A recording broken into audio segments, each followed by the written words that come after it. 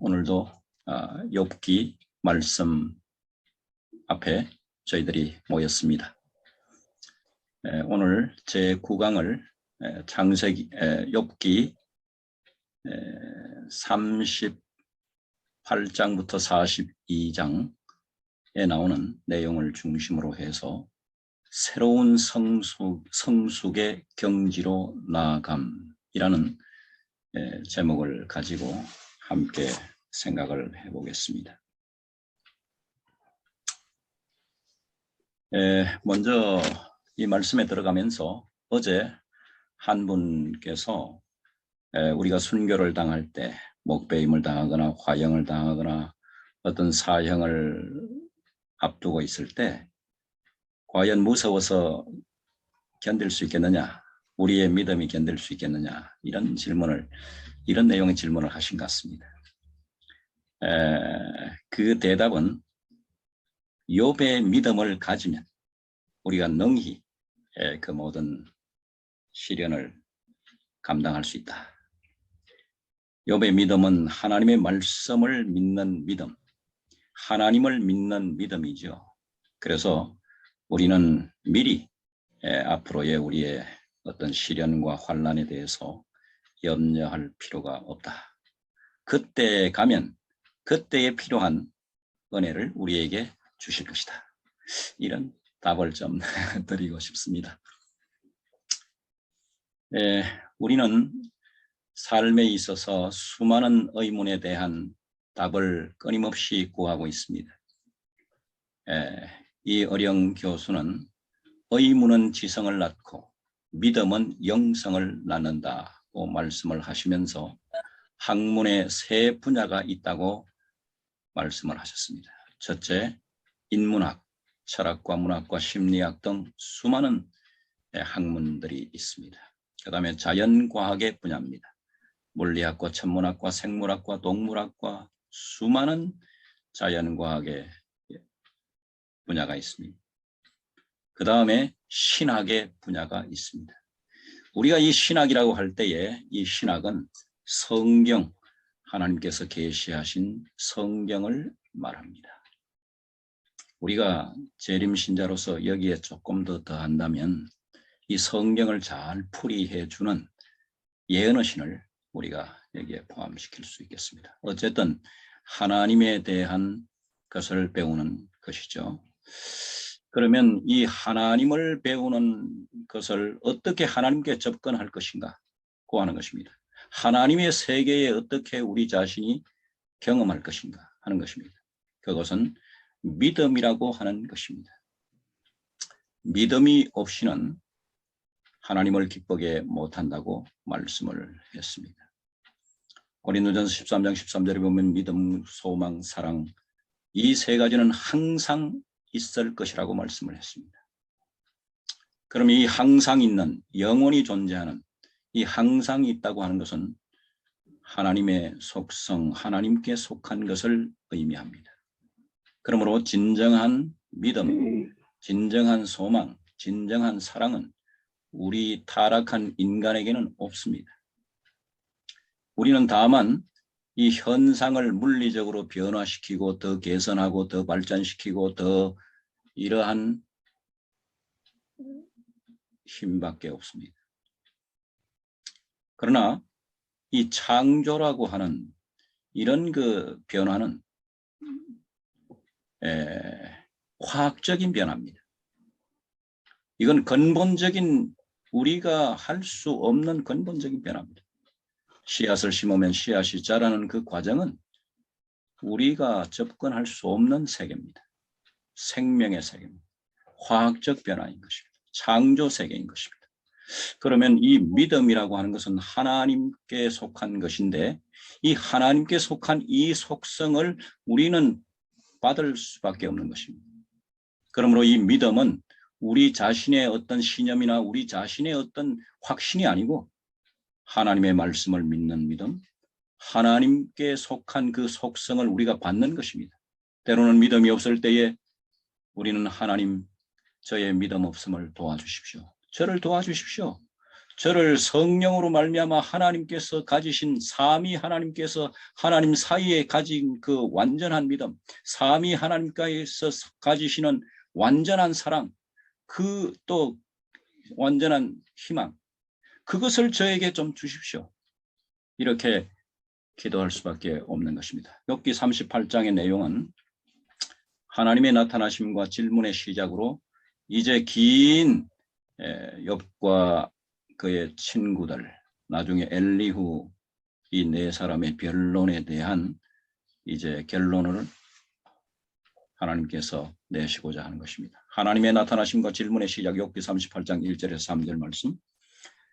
두 번째는 38장 4절과 7절 쭉 보면은 이것이 창세기 1장을 반복하는 것을 볼 수가 있습니다. 첫째 날과 둘째 날의 창조의 신비를 말씀하고, 셋째 날의 창조의 신비, 넷째 날의 창조의 신비, 다섯째 날과 여섯째 날의 창조의 신비를 가지고 욥에게 대답하고 있습니다.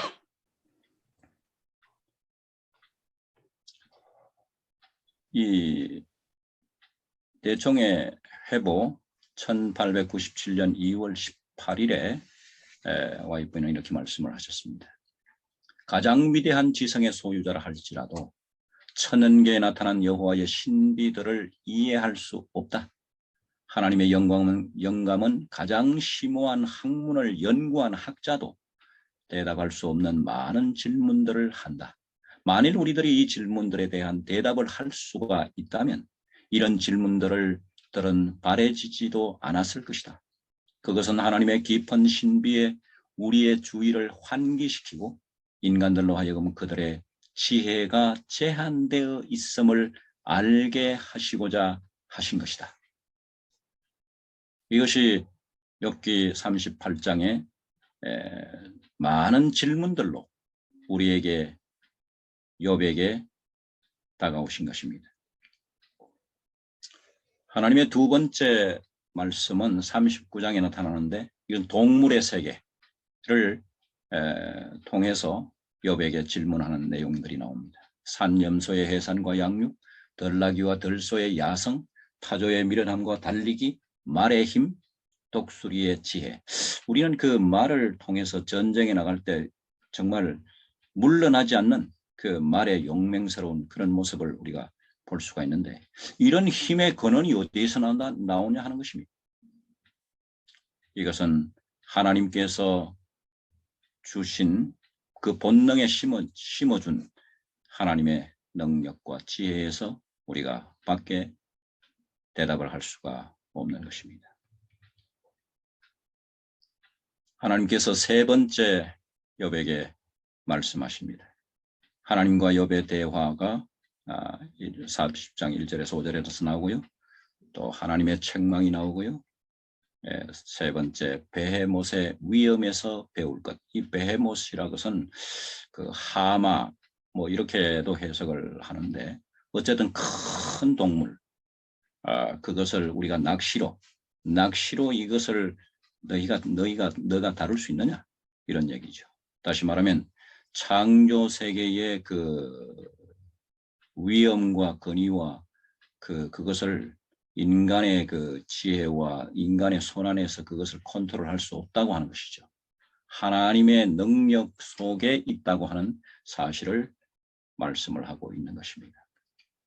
하나님께서 네 번째 말씀을 41장 에서 말씀하시고 42장 1절에서 9절에 말씀하시는데, 리워야단의 포획의 어려움, 욥기 4장 1절에서 11절, 리워야단의 놀라운 신체 구조와 힘, 그 다음에 욥의 고백과 회개, 욥기 42장 1절에서 9절. 이 고백과 회개는 이 순서가 대단히 중요합니다. 정로의 계단에도 보면 이 고백과 이 회개의 순서는 참 중요합니다. 이 욥기에 나타난 이해의 한계를 우리가 인정을 욥기는 가르치는데요. 거기에 네 가지의 신비가 있다고 말씀을 하고 있습니다. 첫째, 죄의 시작입니다. 이 죄악의 시작은 그 존재 이유와 마찬가지로 설명할 수 없다. 그러나 죄의 시작과 죄의 최종적인 처분, 악을 처리하는 데 있어서 하나님의 자비와 공의가 완전히 나타나게 되는 데 대해서는 충분히 이해할 수 있다. 우리가 이해할 수 있는 것이 있고 이해할 수 없는 것이 있다고 하는 것입니다. 그것은 죄의 시작, 마귀의 어떤 그 정체, 이런 그가 어떻게 그런 생각을 완전한 하늘에서 그런 생각을 할 수 있었을까 하는 것은 신비에 가려진 것이라고 말씀을 하고 있습니다. 두 번째, 하나님의 속성, 오묘한 것은 하나님께 속한 것이라고 말씀을 했습니다. 그 중에 특별히 성령의 역사에 대해서 사도행적의 말씀에 보면 그 성령의 역사에 대해서는 우리가 이해할 수 없다. 다시 말하면 제가 여기에 사도행전 52페이지에 이런 말씀이 있습니다. 성령의 본질은 오묘이다. 사람들은 성령을 설명할 수 없는데 이는 주께서 인간들에게 성령을 나타내 보이지 않았기 때문이다. 그러므로 이 하나님의 속성, 특별히 성령의 깊은 속성은 우리가 다 설명할 수 없는 영역이라고 말씀을 하고 있습니다. 그렇기 때문에 우리는 성령을 간절히 구해서 성령을 체험하는 것, 이것이 우리의 기도가 되어야 될 것입니다. 그 다음에 세 번째, 성육신, 디모데전서 3장 16절, 크도다 경건의 오묘여, 경건의 비밀이여, 예수께서 이 땅에 오시고 또 33년 반 동안 생애하시고 십자가에 돌아가시고 부활하시고 성천하신 이 모든 것은 역사적인 사실로 우리가 분명히 알고 있지만 그 성육신의 하나님이 인간이 되신 그 성육신의 비밀은 인간의 머리로 다 이해할 수 없는 오묘라고 분명히 말씀했습니다. 그 다음에 네 번째, 우리는 욥기를 통해서 고통과 시련, 욥기 3장 1절에서 37장에 나오는 욥은 그리고 욥의 세 친구들은 이 고통이 어디에서 왔는지를 그들은 모르고 있었습니다. 욥이 하나님을 신실하게 믿었음에도 불구하고 그는 갑자기 당한 이 시련에 대해서 우리는 이 선악의 대정투에 대해서 우리는 그것을 알고 있지만 이해하고 있지만 욥은 몰랐습니다. 그리고 우리의 편에 있어서도 우리가 이해할 수 없는 많은 고통과 고난이 다가오고 전혀 우리가 계획하지 않는 일들이 우리에게 벌어지는 경우가 많은 것입니다. 그럴 때에 욥의 간절한 소원이 있었는데 욥기 13장 15절, 그가 나를 죽이시리니 내가 소망이 없노라. 그러나 그 앞에서 내 행위를 변박하리라. 욥은 사실 경건하고 아주 훌륭한 그리스도인이었고 하나님을 경외하는 사람이었고 악에서 떠난 사람이었고 그는 성숙한 그리스도인이었습니다. 그러나 그는 신앙의 빛, 양심의 빛 가운데 살았습니다. 그러나 그에게 닥친 고난에 대해서 이해할 수가 없었습니다. 그래서 그는 결국 친구들 간의 모든 대화에서 더 이상의 어떤 진전이 없고 더 이상의 그 마음에 있는 의문에 대한 해답이 없었기 때문에 하나님 앞에 가서 내가 내 일을 좀 변박하겠다, 내 말을 얘기하겠다, 하나님 앞에 호소하겠다, 이렇게 이야기를 하는 것입니다. 욥이 씨름한 문제는 인생이 무엇인가, 삶의 의미가 무엇인가, 이런 것입니다. 고통에서 해방될 수 있으며 해답이 있는가, 죽음으로 인생이 끝인가, 하나님은 어떤 분이신가, 하나님은 도대체 내게 왜 이러시는가, 이러한 문제가 욥이 괴로워한 문제고 하나님은 나를 과연 버리시는가, 이런 것이 욥이 가진 깊은 고통이었습니다. 물론 그 가운데 가정 안에서 일어난 문제, 자녀들이 죽고 또 부인의 그 어떤 그 날카로운 그 어떤 그 말이랄까요? 그것이 주는 고통, 또 몸이 아픈 그 육체적인 고통, 이러한 것들이 욥이 당면한 문제였고 실험한 문제였습니다. 그래서 하나님께서 이러한 욥의 그 혼란함, 욥의 이해의 한계에서 가지는 그 어떤 고뇌, 이런 것들에 대해서 하나님께서 드디어 나타나신 것입니다. 지금까지의 토론의 초점은 하나님이었습니다. 과연 그들이 하나님에 대해서 논했지만 그들은 코끼리, 정말 장님이 코끼리 만지듯이 부분적인 하나님에 대한 이해였습니다. 그래서 욥기 38장 42장에 나타난 하나님 본인이 직접 나타나셔서 하나님에 대한 이해의 폭을 넓혀주는 그러한 모습을 볼 수가 있습니다.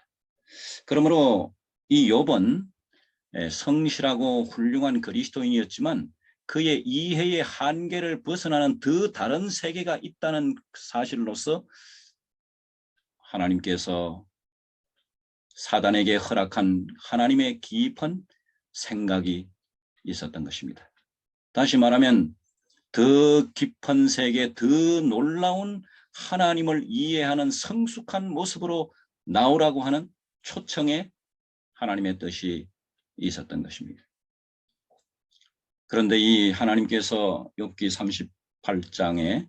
38장에서 나타난 하나님의 모습이 어떤 모습인가? 첫째, 네 가지 놀라운 사실을 우리가 볼 수가 있는데, 두려운 모습으로 나타나셨지만 폭풍 가운데서 나타나셨다 그랬어요. 폭풍 가운데 나타나셔서 말씀을 하셨는데, 이 폭풍 가운데 나타나신 이것은 두려운 모습으로, 위험의 모습으로, 놀라운 모습으로 나타나신 것입니다. 십계명을 시내산에 줄 때도 정말 큰 뇌성과 아주 큰 두려움으로 하나님께서 임하신 것을 볼 수가 있습니다. 그러면 이 욥기 1장과 2장 38장에는 3장부터 37장까지는 여호와라는 이름이 나타나지 않습니다. 1장과 2장 38장에서 42장에만 여호와라는 이름으로 나타나십니다. 우리가 잘 아시는 대로 창세기 1장 1절 태초에 하나님이 천지를 창조하신 그 하나님은 엘로힘 하나님으로 나타납니다. 능력의 하나님, 전지전능의 하나님, 이런 하나님으로 나타나시는데 창세기 2장 4절에는 여호와 하나님으로 나타납니다. 창세기 1장이 천지 만물을 창조하신 창조를 중심으로 썼다면 창세기 2장은 인간을 중심으로 해서 인간이 어떻게 행복하며 인간이 어떻게 살며 하는 것을 중심으로 썼다고 볼 수가 있겠습니다. 그러면 창세기 2장에서 여호와로 나타나신 하나님 어떤 분이신가? 여호와는 인격적인 친밀함, 대화하시는 하나님, 관계 속으로 초청하시는 그런 하나님. 이사야 1장 18절에 보면 우리가 서로 변론하자. 너희 죄가 주홍같이 붉을지라도 흰 눈처럼 될 것이요 주홍같이 붉을지라도 흰 양털처럼 되리라. 여기 보면 그 영어에 보면 우리가 잘 아시는 대로 let us reason together. 우리가 서로 생각해보자. 서로 대화해보자. 너의 그 깊은 어떤 어떤 질문이 무언가 우리가 대화해보자고 하는 이 초청인 것입니다. 그 다음에 두 번째, 욥과 친구들의 변론에 한마디도 말씀하지 않으셨다고 하는 것입니다. 욥이 그토록 알고 싶어하는 왜 내가 이렇게 이유 없이 고난을 당하는가? 나의 이 억울한 이런 거에 대해서 한마디의 어떤 위로의 말씀도 하지 않으신가? 또 욥의 세 친구들, 그 다음에 나중에 엘리후라는 사람, 그들이 정말 장황한 그 논리와 그들의 확신과 그들의 주장에 대해서 한마디도 말씀하지 않으셨다고 하는 것입니다. 그 다음에 세 번째, 내가 아느냐? 욥기 38장 5절에 하나님께서 질문하시는 가운데 네가 아느냐? 이렇게 질문을 하나님께서 욥에게 하십니다. 그럼 이 욥이 내가 아느냐는 이 질문 속에 포함된 그 하나님의 의도가 무엇일까? 이것은 욥이 또 친구들이 특별히 욥이 순수한 동기를 가지고 하나님에 대한 신앙이 있었지만 하나님에 대한 이해의 한계, 하나님에 대한 지식의 한계, 하나님에 대한 경험의 한계가 있었다는 것을 네가 아느냐? 이런 질문의 내용이 포함되어 있다고 볼 수가 있습니다. 그것을 인정하라고 하는 얘기죠. 예, 내가 아느냐.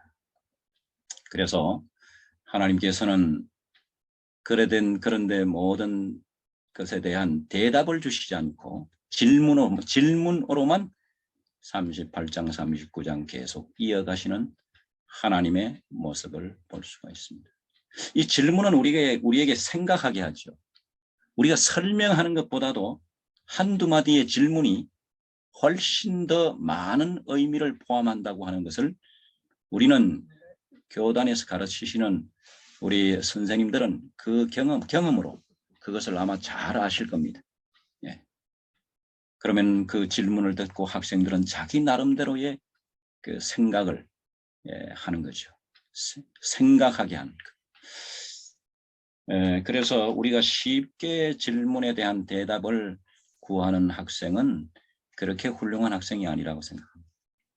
그래서 제가 그 일본의 신문에 나타난 그 에사키 박사라고 하는 물리학 노벨 수상을 한 그분이 긴 한 칼럼을 쓴 걸 봤는데, 교육에는 참고서 교육이 있고 도서관 교육이 있다고 하는 것이에요.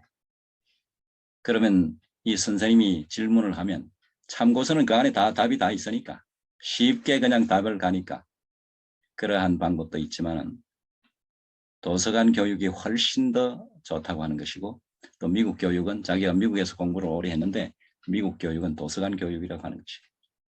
이 참고서 교육은 사병을 기르는 교육이지만 이 도서관 교육은 스스로 이제 질문에 대한 도서관에 찾아보는 거죠.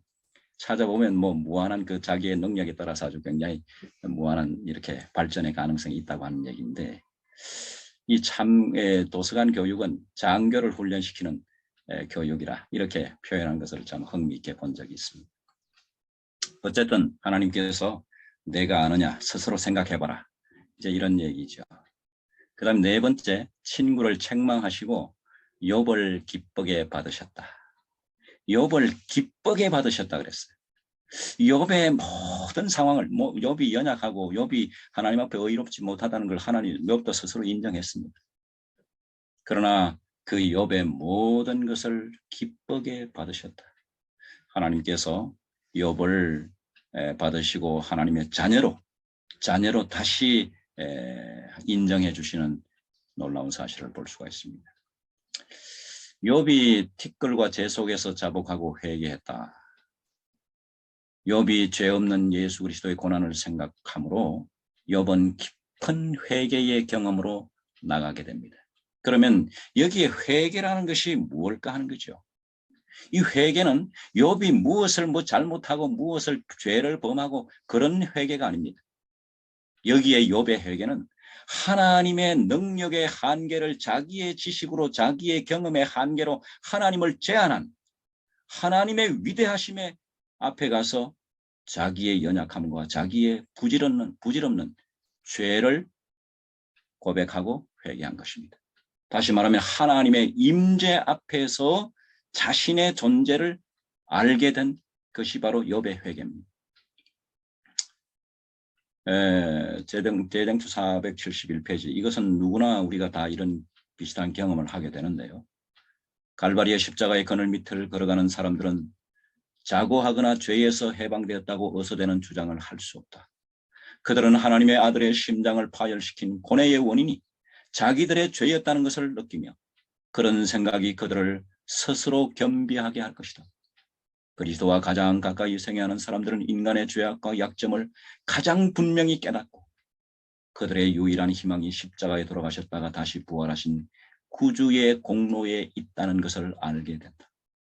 다시 말하면 십자가의 그늘에서 겸비하게 하늘을 바라보며 우리를 용서하시는 주님의 그 사랑을 마음속에 깊이 새기고 과거에 자기의 실수가 있었다면 그 실수가 하나의 교훈을 하는 하나의 교훈은 채찍이 되어서 그러나 그것이 죄책감으로 남아있는 것이 아니고 그리스도의 십자가로 말미암아 용서받은 그 마음의 어떤 상처랄까요?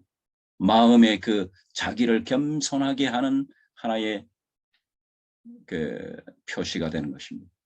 이것은 사도 바울도 그랬고요. 사도 바울도 자기가 눈이 어두워진 그 자기의 죄를 생각하는 그래서 나는 죄인 가운데 괴수로다 이런 그 부르짖음을 한 것은 용서받은 죄인으로서 나는 죄인 중에 가장 큰 죄인이다 이렇게 얘기한 것입니다. 이것은 다니엘의 경험도 그랬고 이사야 경험 화로다 나는 나여 망하게 되었도다. 이 베드로의 경험이 우리가 누가복음에 보면 나온 누가복음 14, 누가복음 5장입니까? 그 바닷가에 고기를 잡는 경험에서 그가 고기를 잡고 하루 밤새도록 헛수고했지만 하나님께서 깊은 데가 고물을 던지라고 한 예수님의 말씀에 따라서 던졌을 때 고기가 너무나 많이 잡혀서 그가 예수님께 나와서 주여 나를 떠나소서 나는 죄인으로소이다. 그 말은 뭡니까? 나를 떠나소서 나는 죄인입니다. 이것은 그가 예수님을 떠날 수 없다고 하는 거죠. 나는 죄인입니다. 나는 예수님을 이제 완전하신 무죄하신 그 하나님을 본 것이죠. 그래서 하나님을 내가 떠날 수 없습니다. 이것이 베드로의 고백이었고 나중에 그럼에도 불구하고 베드로 실패했죠.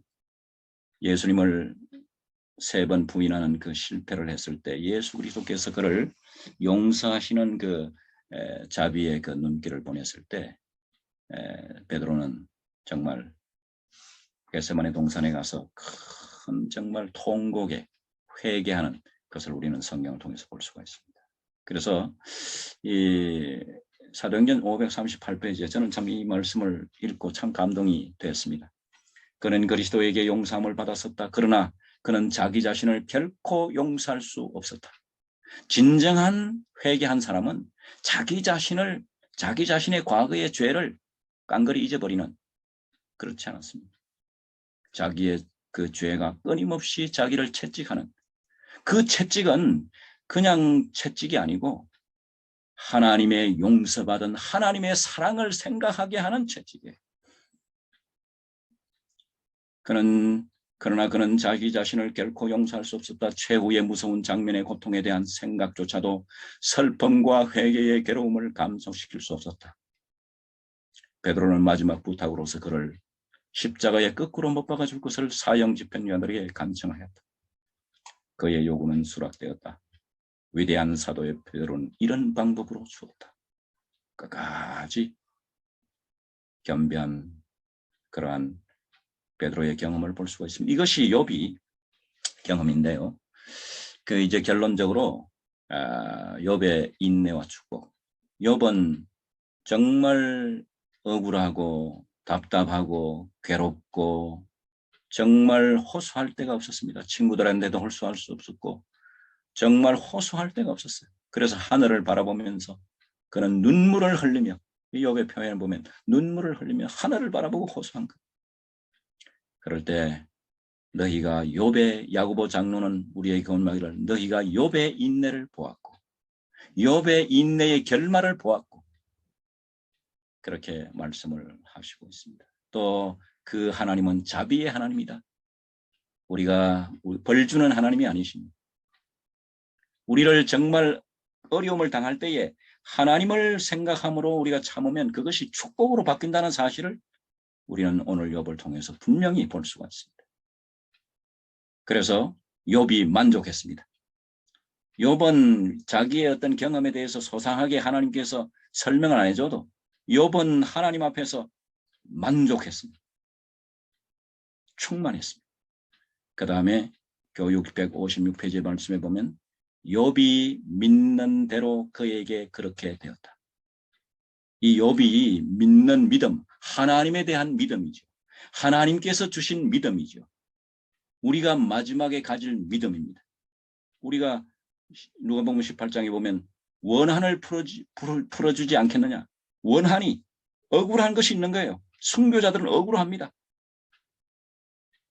억울합니다. 그럴 때에 원한이 있을 때 부러지는 거죠. 이 부러지점을 들어주지 않겠느냐.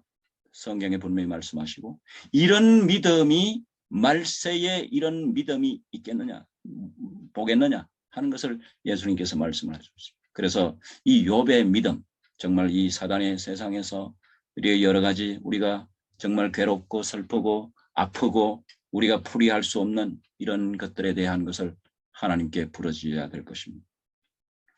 세 번째, 욥은 높은 새로운 경지에 나가게 되었습니다. 이것이 하나님께서 욥에게 허락한 하나님의 기대였다고 생각합니다. 여호와께서 폭풍 가운데 욥에게 말씀하시고 당신의 종에게 당신의 능력을 나타내셨다. 욥이 그의 창조주를 언뜻 보았을 때 자신을 미워하고 먼지와 재 가운데서 회개하였다. 그 후에 여호와께서는 그를 크게 축복하실 수 있었다. 그의 만년을 그의 생애의 최고의 해들이 되게 하실 수 있으셨다. 우리를 더 축복으로 나가게 하는 과정이라는 것, 더 놀라운 생애의 최고의 해들이 되도록 하기 위해서 그 과정이라는 것을, 고난과 시련과 어떤 아픔과 과정이라는 것을 우리는 이 말씀에서 볼 수가 있겠습니다. 그 후에 여호와께서는 그를 크게 축복하실 수 있었다. 그리고 그의 만년을 그의 생애의 최고의 해들이 되게 하실 수 있으셨다. 오늘 여기까지 말씀을 마치겠습니다.